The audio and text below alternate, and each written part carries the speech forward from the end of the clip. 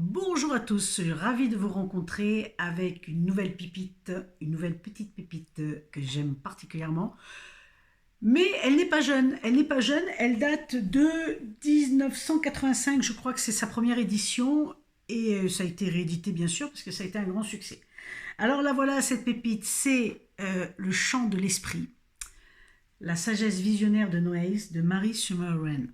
C'est un livre fantastique. On rentre dans le domaine un peu ce qu'on pourrait dire chamanique, parce qu'il y a une vraie relation à la terre, à tout ce qui est ouais, à la terre, l'esprit, la terre, etc. En fait, Marie Summerren a. Ça, c'est la première édition d'autres livres qu'elle a écrit, un petit peu en lien. Euh, c'est le début de son enseignement, c'est le début de son parcours avec cette visionnaire qui est Noace, qui est aveugle de naissance et qui est une indienne Chippewa, je crois, Chippewa.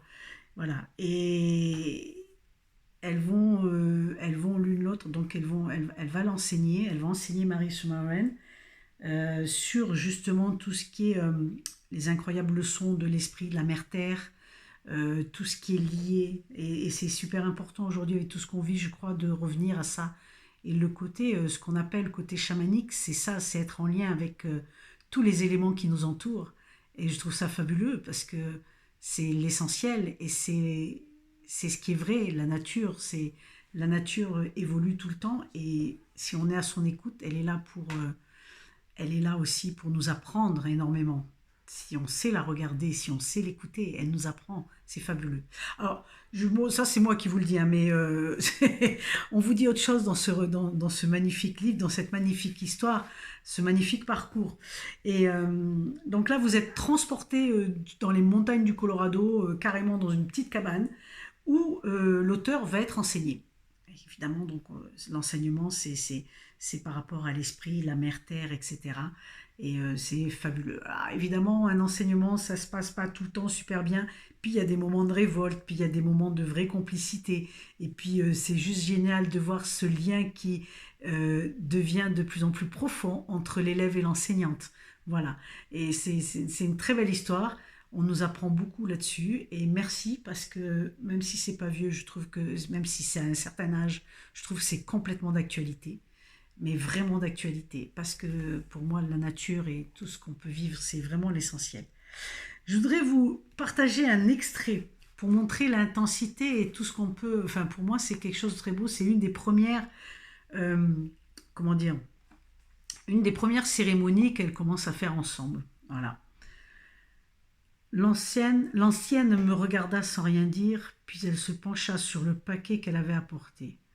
Elle ôta avec respect la peau de daim, brodée de motifs de perles élaborés qui enveloppaient les deux calumets magiques. Lentement, elle m'en tendit un. Je le reçus avec comme l'hostie consacrée sortant du tabernacle.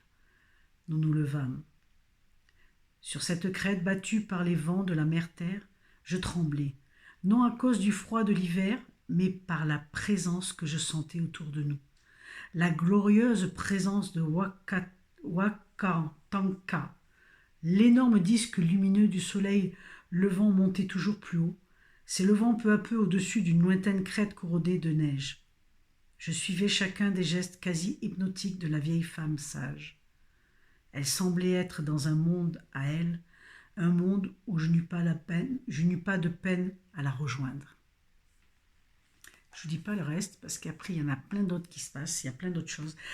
Voilà mon coup de cœur sur ce livre, avec ce livre et toute cette histoire d'enseignement fantastique et de cette complicité entre deux personnes. Parce que c'est vrai que quand on a un enseignement pour l'avoir vécu, à un moment donné, il y a une vraie complicité qui s'installe, et il y a quelque chose d'indéfectible qui s'installe et, et qui reste, et qui reste, et qui est là tout le temps. Voilà. Alors si vous avez l'élan du cœur de découvrir, allez-y, suivez-le, faites-vous plaisir. C'est génial de découvrir des nouvelles choses, alors je vous le conseille. Voilà. Le chant de l'esprit. Beau titre, non? Bye bye, à bientôt.